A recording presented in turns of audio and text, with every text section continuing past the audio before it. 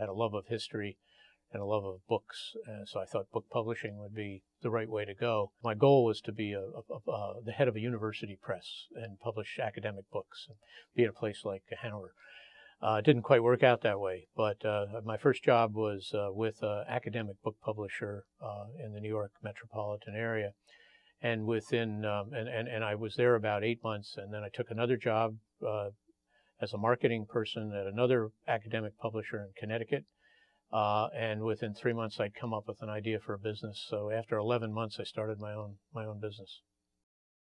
My work from about 1973 or 4 onwards, when I started my own company, was sort of being the middleman between publishers who publish specific information and research librarians who would buy that information. I would provide reviews and articles on how to use it and what was news and what was coming out.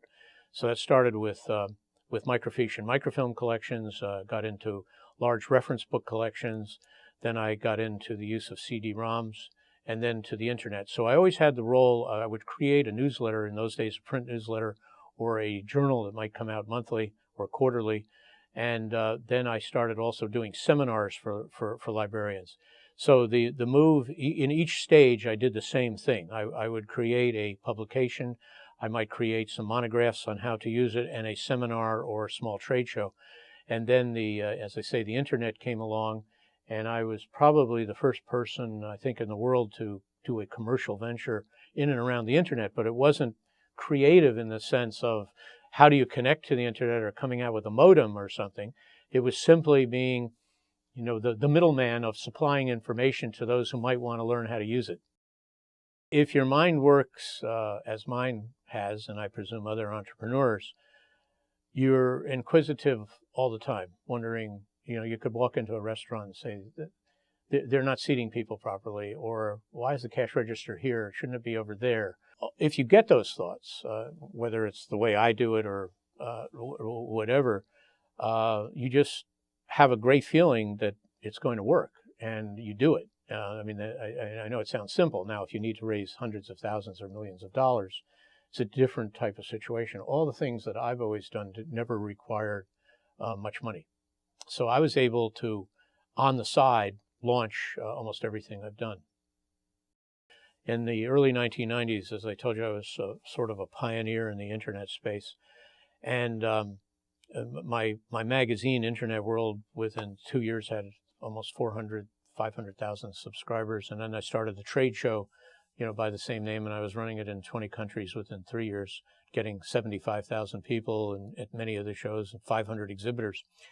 But I was so busy with it, one day I was giving a speech, and to Janney, Montgomery, and Scott, a lot of these Wall Street firms would have me come in and explain the internet because no one knew what it was, and these companies are starting to go public. And someone asked me in the audience, what would you be doing in the internet space if you hadn't invented these trade shows or created these trade shows, but which obviously keeps you busy? And I said, well, I will tell you, there are only 8 pure internet plays right now.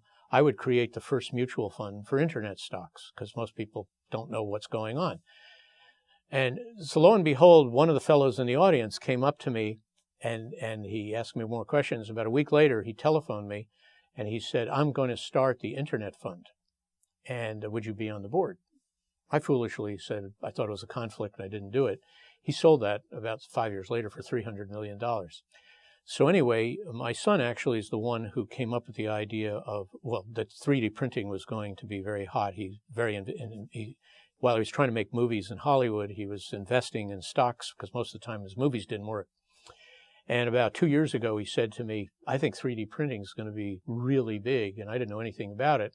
I researched and saw right away there was an opportunity for a trade show.